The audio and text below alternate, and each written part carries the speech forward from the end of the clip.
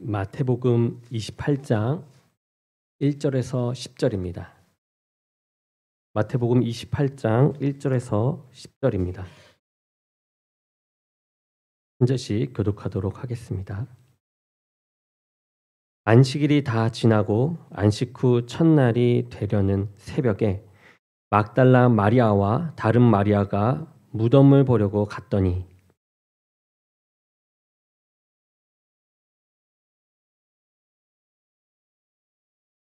그 형상이 번개 같고 그 옷은 눈같이 희거늘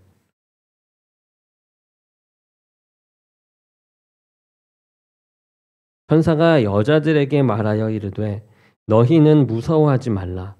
십자가에 못 박히신 예수를 너희가 찾는 줄을 내가 아노라.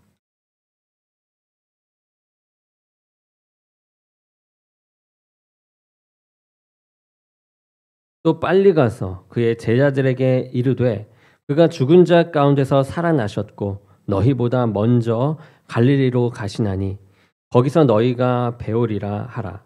보라, 내가 너희에게 일렀느니라 하거늘.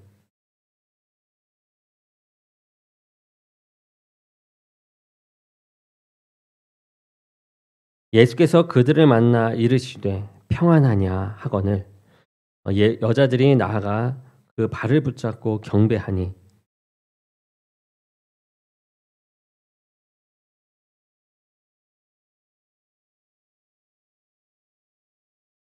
아멘. 오늘 말씀은 부활의 기쁨이란 제목으로 말씀을 전하도록 하겠습니다. 지금 우리는 예수님의 부활을 기념하고 있습니다. 그러며 부활주일 예배를 드리고 있습니다. 예수께서는 죽으셨다가 이렇게 3일 만에 다시 사시는 부활을 보이셨습니다.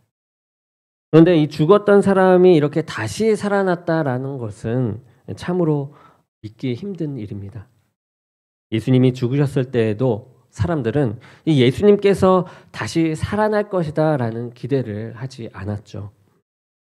심지어 이 예수님께서 제자들에게 자신이 죽었다가 다시 살아날 것이다라는 것을 미리 여러 번 말씀하셨는데도 불구하고 이 제자들은 그 말씀을 믿지 못했습니다.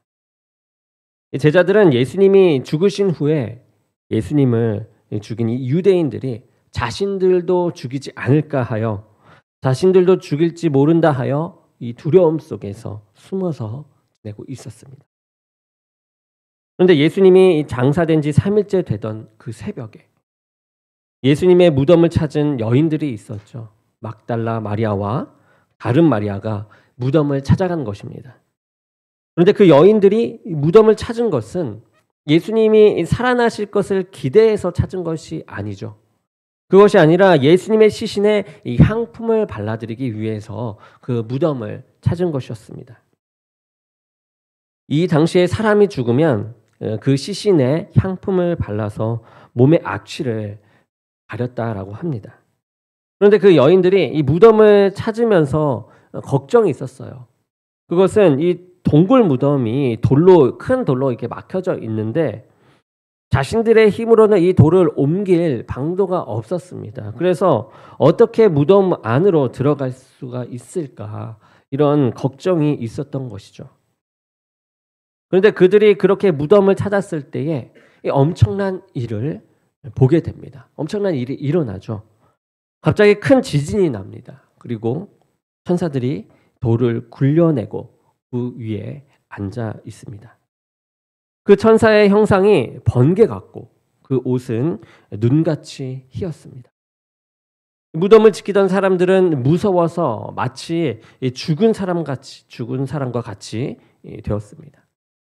무덤을 찾은 여인들도 마찬가지였죠. 그런데 이 천사들이 그녀들에게 향해 나갑니다. 그리고 말을 하죠. 무서워하지 말아라. 너희가 십자가에 못 박히신 이 예수를 찾는 줄 내가 안다. 그는 여기에 계시지 않고 그가 말씀하신 대로 살아 나오셨다. 와서 그가 누우셨던 곳을 보라. 그리고 천사들은 그녀들에게 예수님이 다시 사셨다라는 소식을 제자들에게 알리라고 말을 합니다. 그 여인들은 자신들의 눈앞에 일어난 일들을 보게 되면서 무섭기도 했지만 이 예수님이 부활하셨다라는 그 소식이 너무나도 기뻤습니다. 그녀들은 그 큰 기쁨의 소식을 알리려고 무덤을 떠나 제자들에게 달려갑니다. 그리고 여인들은 제자들에게 달려가는 도중에 예수님을 만나게 되죠. 그리고 예수님을 경배합니다. 그녀들은 이 부활하신 예수님을 이렇게 만났습니다. 예수님의 부활은 사람들의 상식으로는, 그런 사람들의 경험으로는 알 수가 없는, 근거로 나올 수 없는 것입니다. 예수님의 말씀에 근거하여서 부활이 있는 것이죠. 예수 그리스도께서 말씀하신 것처럼 예수님은 부활하신 것입니다. 부활의 예수님을 만난 그 여인은 어떻게 바뀐 줄 아십니까? 이 무덤을 찾았을 때에는 근심 속에 있었던 사람들이었습니다. 그렇지만 부활하신 예수님의 소식을 듣고 그 예수님을 만난 후에는 그 여인들의 마음이 큰 기쁨으로 바뀌었습니다. 여러분, 우리 인생을 돌아보면 기쁜 일들이 참 많이 있죠. 그런데 예수님의 부활의 소식은 그것과는 비교할 수 없는 가장 큰 기쁨이라는 것입니다. 그런데 예수님의 이 부활의 큰 기쁨은 마리아를 비롯한 여인들에게만 해당하는 것이 아니라 바로 예수님의 부활을 믿는 우리들에게도 큰 기쁨이 되어지는 것입니다. 예수님의 부활은 예수님 개인적인 그런 사건이 아니라 우리의 인생 전반을 바꿔놓는 그런 사건이기 때문입니다. 오늘 말씀을 통해서 이 예수님의 부활이 어떠한 의미를 지니면서 또 우리가 왜 기뻐할 수밖에 없는지 함께 보려고 합니다. 예수님이 부활하셨다라는 것은 곧 죄로 인해서 죽을 수밖에 없는 우리가 구원받을 수 있음을 증거하는 것에서 큰 기쁨을 누릴 수가 있습니다. 사람들이 세상의 법을 어기면 이를 해결할 방법을 찾지 않습니까? 벌금을 낸다든지 아니면 감옥살이를 하고 나오든지 하면서 그 죄의 대가를 치를 수가 있습니다. 그런데 이 하나님 앞에 지은 죄는 그렇게 해결할 수가 없습니다. 그렇게 그 죄를 해결할 수 없는 것이에요. 죄의 권세는 강력한 힘이 있습니다. 이 로마서 6장 23절에 죄의 싹은 사망이요 라고 나옵니다. 죄의 결과는 여러분 죽음이에요. 그런데 안타깝게도 모든 사람은 죄로부터 자유할 수가 없습니다. 여기에 계신 분들 중에 나는 살아오면서 하나님 앞에 죄 지은 것이 없다라고 말할 수 있는 사람이 있을까요? 아마 없을 것입니다. 그래서 죄의 권세는 모든 사람을 죽음으로 이끄는 강력한 권세를 가지고 있는 것이죠. 사단은 사람으로 죄를 짓게 만들어서 하나님과의 관계를 이렇게 단절시킵니다. 그리고 죄의 문제를 해결하지 못한 그런 사람은 하나님이 없는 곳에 떨어지게 되죠. 하나님이 안 계신 곳이 어디입니까? 바로 지옥입니다. 하나님이 없이 살아가는 것이 진정한 사망이 되는 것이에요. 그런데 예수님의 부활은 그 죽음을 이기는 생명의 권세가 있는 것이죠. 그래서 이 생명의 권세가 하나님께 있음을 보여주는 것이 이 예수님의 부활입니다. 예수님은 죄로 인해 돌아가셨어요. 그렇지만 이 죽음에 얽매여 있지 않으십니다. 그래서 3일 만에 죽음에서 일어나신 것이죠. 하나님 아버지께서 예수님을 사망으로부터 이렇게 살리셨습니다. 그렇게 하심으로 참 생명은 하나님께 있음을 증명하신 것입니다. 사람은 부활이 불가능하다라고 생각하는 사람들이 많이 있습니다. 그런데 이 천지를 만드시고 사람에게 생명을 주시는 이가 죽은 이를 살리는 것이 불가능하겠습니까? 그것은 사람에게는 불가능할 수 있습니다. 불가능합니다. 그렇지만 하나님께는 너무나도 쉬운 일인 것이죠. 그런데 사단은 이것을 속입니다. 사람들로 하여금 부활은 없다라고 믿게 하는 것이죠. 부활은 상식적이지 못하다고 말하면서 하나님의 능력을 제한시키고자 합니다. 왜 그렇게 합니까? 사람들로 하여금 예수님의 이 대속의 죽음과 이 부활을 믿지 못하게 해서 죄 사함을 받지 못하게 하려는 것입니다. 즉 지옥에 떨어져 죽을 수밖에 없는 그 상태 그대로 있기를 원하기 때문에 사단은 이러한 일을 하는 것이죠. 사람이 죽었다가 부활했다라는 것은 못 믿을 일이 아니라 반대로 하나님이야말로 사람을 살리는 전능하신 하나님이심을 나타내는 증거인 것입니다. 예수님께서도 이 땅에 계셨을 때에 사람들을 살리셨어요. 나인성의 과부의 아들이 죽었을 때에 예수님은 장례 행렬을 멈추시고 그 아들을 살려주셨습니다. 또 예수님은 죽어서 무덤에 누워있는 나사로를 살려주셨죠. 많은 사람들이 이 나사로의 부활을 보고 예수님을 믿게 되었어요. 그러다 보니까 그것을 시기하던 대제사장들이 나사로를 오히려 죽이려고 모의까지 했습니다. 예수님은 나사로를 살려주심으로 그 일을 통해서 예수님이 하나님의 아들이고 생명을 주장하시는 분임을 사람들에게 알리셨던 것입니다. 예수님의 부활을 믿는 저와 여러분은 이렇게 죄의 권세가 몰려와도 그 죄의 권세에 지배받지 않고 이겨나갈 수 있는 것입니다. 하나님은 예수님을 죄와 사망에서 살리셨던 것처럼 우리를 사망으로부터 살리는 강력한 능력의 하나님이신 줄 믿습니다. 우리는 다 죄로 인해서 사형받을 죄인이었습니다. 그런데 예수님이 죽으심과 그 부활로 인해서 우리가 죽음에서 생명으로 옮겨지게 된 것이죠. 그러므로 이것은 우리가 기뻐할 수밖에 없는 일이 아닐 수가 없죠. 기쁨이 되는 것입니다. 예수님의 이 죽음은 개인적인 죽음이 아니라 나를 살리기 위한 대속의 죽음이셨어요. 그리고 예수님의 부활은 내 인생이 죽음으로 마감하는 것이 아니라 영원히 살 수 있을 것임을 보여주는 그런 증거입니다. 죽을 죄인을 살리는 하나님의 이 생명의 능력이 부활 가운데 나타났으니 우리는 그로 인해서 기뻐할 수밖에 없는 것입니다. 기쁨이 가득한 것이죠. 그리고 우리는 예수님의 부활을 통해서 나타난 그 하나님의 사랑으로 인해서 기뻐할 수가 있어요. 그 무한한 값진 진정한 사랑을 통하여 우리는 기뻐할 수 있는 것입니다. 하나님은 사람을 살리고 죽이는 그런 전능하신 분이십니다. 그런데 그 능력을 가지고 굳이 이 죄인을 구원할 이유는 없으세요. 죄를 지은 자들에게 죄의 대가를 치르게 하시면 됩니다. 저와 여러분들이 죄를 지은 대가로 영원히 지옥에 가는 것이 그분에게 뭐가 그렇게 문제가 되겠습니까? 그런데 주님께서는 그렇게 하지 않으세요. 그렇게 하지 않으시고 이 죄인들을 죽음에서 구원하시고자 하셨습니다. 왜냐하면 하나님께서는 이 죄인들을 너무나도 사랑하셨기 때문입니다. 예수님의 십자가 사건은 하나님이 우리를 얼마나 사랑하신지, 우리를 너무나도 사랑하신다라는 것을 보여주는 사건이세요. 바울은 말합니다. 로마서 5장 8절에 우리가 아직 죄인 되었을 때에 그리스도께서 우리를 위하여 죽으심으로 하나님께서 우리에게 대한 자기의 사랑을 확증하셨느니라. 하나님께서 확증하신 그 사랑은 여러분 어떤 사랑입니까? 자신의 아들까지 죽이면서 죄인을 사랑하신 그 사랑이셨습니다.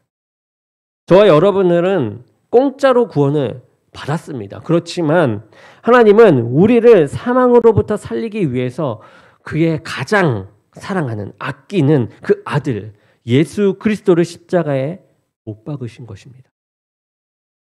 예수님께서 돌아가시기 전에 십자가에서 하나님을 향하여 고통스럽게 소리를 지르죠. 나의 하나님, 나의 하나님, 어찌하여 나를 버리시나이까. 예수님은 영원 전부터 함께 하셨던 하나님 아버지와 이 단절되는 그런 고통을 경험하게 됩니다. 경험하셨어요. 고통스럽기는 하나님 아버지도 마찬가지셨습니다. 십자가에 죽은 이 아들을 바라보는 것은 그 어떤 것보다 고통스러운 일이었을 것입니다. 그런데 우리를 구원하시기 위해 그 아픔을 감당하셨습니다. 하나님께서는 이 죄인된 우리를 구원하시기 위해서 아들을 십자가에 못 박는 그 큰 사랑을 베풀어 주셨습니다. 그리고 하나님의 이 아들 예수님을 살리신 이 하나님의 그 사랑과 은혜가 우리에게 임하고 있음을 깨달을 때에 이 예수님의 부활을 우리는 기뻐할 수밖에 없는 것입니다. 그리고 예수님의 이 죽음과 부활을 믿는 이들은 이 세상에서 부활하신 예수님과 동행하는 삶을 살아야 합니다. 우리가 예수님의 이 부활을 기뻐하는 것은 그 부활하신 예수님께서 우리와 함께 하시기 때문에 그렇습니다. 사도 바울이 이렇게 고백하죠. 내가 그리스도와 함께 십자가에 못 박혔나니 그런즉 이제는 내가 사는 것이 아니요 오직 내 안에 그리스도께서 사신 것이라. 이제 내가 육체 가운데 사는 것은 나를 사랑하사 나를 위하여 자기 자신을 버리신 하나님의 아들을 믿는 믿음 안에서 사는 것이라. 예수님이 죽으셨다가 부활하셨음을 믿는 이들은 예수님과 같이 이렇게 십자가에 못 박혀야만 합니다. 우리가 죄에 대해서 십자가에 못 박혀 죽을 때에 내 안에 예수 그리스도께서 살아서 역사하십니다. 부활하신 예수님은 하늘에서 나와 상관없이 그냥 머물고 계시는 것이 아니에요. 부활의 주님이 나와 함께 하심을 믿고 그것을 기뻐함으로 우리는 살아가야 하는 것입니다. 천상의 노래를 부르는 가스펠 싱어라는 찬사를 받고 있는 이 레나 마리아라는 사람이 있습니다. 그녀는 1968년에 이 스웨덴에서 태어났습니다. 그녀가 태어났을 때의 의사는 3일 동안 그녀를 어머니에게 보여주지 않았다라고 합니다. 왜냐하면 그 어머니가 그 아이의 모습을 보고 충격을 받을까 봐 그랬다라고 해요. 이 레나 마리아는 중증 장애인으로 태어났습니다. 양팔이 없어요. 그리고 왼쪽 다리는 너무나도 짧습니다. 오른쪽 다리만 정상이었어요.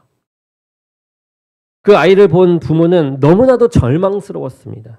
주위 사람들은 그녀를 보호시설에 맡겨야 된다라고 했어요. 그렇지만 독실한 크리스천인 그녀의 부모는 그녀를 하나님이 주신 아이로 확신을 하고 그녀의 모습 그대로를 사랑하며 키우기로 작정합니다. 어느 날 학교에서 돌아온 레나가 시무룩한 표정으로 어머니에게 물어요. 엄마, 나는 왜 친구가 없어요? 어머니는 조용히 레나의 모습을 보고 레나를 무릎에 앉히고 안아주시면서 이야기합니다. 레나에게는 늘 지켜주는 친구가 있단다. 바로 부활하신 예수 그리스도님이시지. 레나는 어머니의 그 말씀을 그대로 받아들입니다. 그녀는 부활하신 예수님이 자신과 늘 함께 해주심을 믿었습니다. 그녀는 자신의 모습으로 인해 위축되거나 또는 절망하지 않았어요. 그녀는 오른쪽 다리를 가지고 수영을 합니다. 그리고 그림을 그리고 피아노를 치며 또 운전까지 했습니다. 어릴 때부터 배운 이 수영으로 장애인 올림픽인 파라림픽에 나아가 메달을 따기도 했습니다. 그리고 21세 때에 미국에서 재즈와 가스펠을 배우게 됩니다. 그리고 그녀는 하나님을 찬양하는 가스펠 가수가 되었습니다. 이 레나 마리아는 선천적 장애를 극복하고 이 모든 것을 할 수 있는 이 자신감과 힘을 주신 그분 하나님을 고백하며 나아갔습니다. 그는 이렇게 말합니다. 하나님은 내 인생에 있어서 가장 좋은 친구입니다. 하나님이 늘 나와 함께 하신다는 그 믿음이 없었다면 지금의 나는 없었다고 봐야 할 것입니다. 그녀는 이렇게 자신의 삶에서 가장 중요한 것은 하나님과의 올바른 관계다라고 하면서 말을 합니다. 그리고 그녀는 하나님이 자신을 통해 이루기 원하시는 일이 무엇인지를 알고 있으므로 이 불편한 몸을 이끌고 찬양을 해도 피곤함을 느끼지 않는다라고 말합니다. 그녀는 자신이 가지고 있는 이 장애를 장애로 여긴 적이 없다라고 해요. 오히려 자신의 이 모습에 늘 감사하며 살았다라고 합니다. 2000여 년 전에 부활하신 이 예수님은 하나님 우편에 앉으셔서 아무것도 안 하시는 분이 아닙니다. 만약 우리가 예수님과 동행하는 삶을 살지 않는다면 부활하신 주님을 여전히 무덤에 가두는 그런 어리석음을 범하는 것이죠. 부활하신 예수님은 언제나 우리와 함께 하십니다. 그러며 우리의 친구가 되어 주십니다. 또 우리가 절망 가운데 있을 때 우리의 소망이 되어 주십니다. 또한 우리의 구원자가 되십니다. 그것을 믿으며 우리는 나아갈 줄 믿습니다. 말씀을 정리합니다. 우리에게 있어서 이 예수님의 부활은 큰 기쁨입니다. 왜냐하면 이 예수님의 부활은 그의 죽음이 우리를 구원한 이 대속의 죽음이었음을 확증하는 것이기 때문입니다. 그리고 예수님을 죽음에서 살리신 이 하나님의 능력이 예수님의 부활을 믿는 우리를 또한 죄로부터 구원해 주실 것을 우리가 믿기 때문입니다. 우리가 예수님의 부활을 기뻐해야 할 것은 부활하신 예수님께서 우리와 함께 하시며 지금 우리에게 부활의 삶을 살아가도록 하시기 때문입니다. 부활하신 예수님은 우리와 함께 하시면서 우리를 위로하시고 용기를 주시고 또 구원의 길로 이끌어 주십니다. 예수님의 부활이 나를 죄로부터 살리신 하나님의 능력과 사랑임을 깨달으며 부활의 기쁨을 누리며 찬양하는 저와 여러분이 되기를 주님의 이름으로 간절히 축원합니다. 기도하겠습니다. 사랑의 주님, 오늘 부활주일입니다. 부활을 기념하며 주님께 예배 드렸습니다. 주님의 부활하심을 기뻐하며 나갈 수 있는 우리 모두가 되게 도와주시옵소서. 예수 그리스도의 이름으로 기도드립니다. 아멘.